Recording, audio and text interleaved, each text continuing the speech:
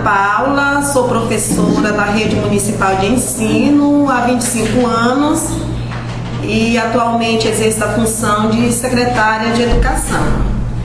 E a professora Eliana Felipe, ela teve uma importância muito grande na minha vida profissional, né?